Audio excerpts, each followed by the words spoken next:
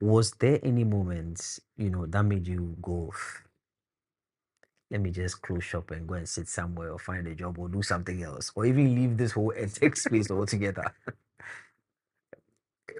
I think when it comes to meta school, Mm-hmm. it's there have been several experiences. Mm-hmm. One, I think my first one was the content, quality of the content. Getting the teachers to understand that they are not in the classroom. Correct. So, you know the way we teach in classroom, Mm-hmm. traditional classroom, the Mm-hmm. teacher is teaching and you ask the question, do you understand? Yeah. And the sorry, it was funny. Yeah. So then the teacher is teaching and you ask, do you understand? You're not in the classroom, so sorry. Then and it's not just one person, Yeah. but a number of people. And you have to correct. Sometimes we've made so many contents, we have to scrap everything away because we've identified certain minor changes that people will ship, but we don't see it as good content. Yeah. So we have to re-record everything again. So that's one. Building the content was tough. So that's the main thing. Building the content was tough. Getting the teachers, psyching them to understand that, okay, they are just teaching to a camera and Right. they should be comfortable with Yeah. it. So it was very, very tough. And we are dealing with over 45 plus instructors. So that was quite huge. And secondly, you finish and everybody wants your solution for free. This conversation, we'll get on that. Everybody wants your solution for free. So when we launched earlier on, the solution, okay, we open it up for free. And then we later we place a paywall because we had more content then. Then people come and Richard, like, why are you guys charging us for this solution? It should be for free because the quality and the reason why they'll give you the reason they're giving you for the solution be the main reason why you should be charging for the solution. So why are you now charging us for this solution? Because I'm very addicted to this. I spend so much time on this thing and it should be free. Yes. And we'll also find a nice explanation to give. It's amazing. Yeah. And traction, it's unlike other fields where it's easier to get traction. Traction in edtech is very, very difficult. Has to be said. Yeah, it's very, very difficult. People see edtech in Africa as a luxury product.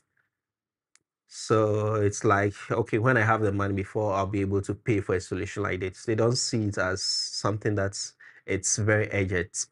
So it's very difficult to really building traction. And once we build a traction and we build a very good customer base, that's when things become stable. So right now, I think we are making very good revenue right now. We've been able to sign some very huge contracts with some major telcos. So I'm very, very happy for this year. Yeah. Amazing. But I want to take you back a bit. Why? Why is it difficult to get that traction for edtech?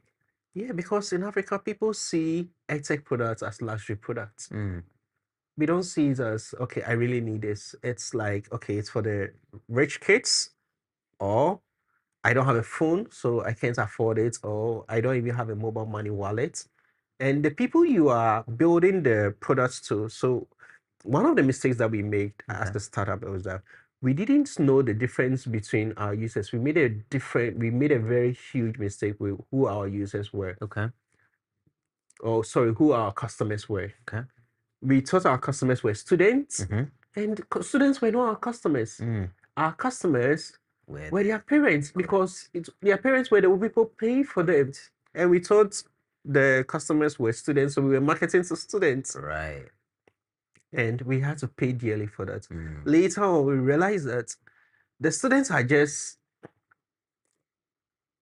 our users, not our customers. Yes. Then the customers are rather the parents of the users. So once we change the ball game, we now sell more to the parents as much as we are selling to the student, because at the end of the day, the students may refer their parents and use their parents' mobile money wallets to pay. But back to your question, the main reason why we are really not getting major traction like other fields like fintech or whatever is because still the parents still see edtech as a luxury product. Unlike during the pandemic, whereby, oh, we need this. Exactly. It's like right now, okay, if I have it, I I will be able to afford it. So that's the main thing. It's a want now rather than a need. I mean, it's. I'm just thinking about some stats that I think I read some few months ago, Okay. speaking to the fact that, in terms of mobile phone penetration, it's increasing year on year. Exactly. In terms of data internet penetration, it's increasing year on year, and juxtaposing that to the fact that, post COVID, there was this situation where we realized that, oh, okay, we're really behind, right? And so the expectation really is to get everybody will actually be jumping on the bandwagon to say, okay, no, like we really need to incorporate tech. But I guess what you are saying and the insight you are sharing now is speaking to the fact that, well, maybe the change is slower than we think, despite the gains being made. And so with having solutions like yours, you still have a chunk. And this is even maybe people within even the middle class thinking that, having access to these sorts of solutions are quote unquote a luxury. Which is interesting. Really interesting insights. Do you think it'll change? I think it's about policy. One Okay. major thing is going to be our policy. Okay. So one thing I saw somewhere last year, the government was started distributing tablets to schools. Yes. This is very Yes. huge. If everybody student has a tablet, the next thing I need an app to be able to learn. Yes. Yes. So then you move from being a luxury product, because what makes it a luxury product is, one, I don't have a mobile phone. I can't afford data plans. So there are lots of barriers. Once we're able to break the barriers down, then it's like it's a need now. And two, policy. If students, how do we give assignments today? Everything is shoe book, traditional, the way we used to do, the way our our great grandparents did.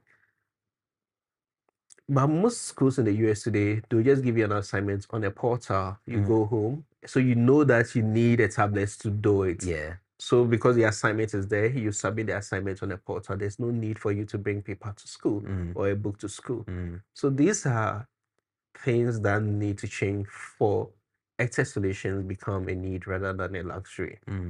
I mean, I really do hear you on policy. I genuinely do hear you on policy, in the sense that once that direction is pointed at, then I guess everybody has to go there. Exactly. Regardless of the apparent problems that we have. Yes. Structure, hardware, all of those other things. So hopefully those minor problems, before you pass a policy like that, you are actually sure that students actually have access to the resources. Yeah. Another way to do is that you're able to identify a community where the students may have those resources. Pass the policy there. There is a progressive policy.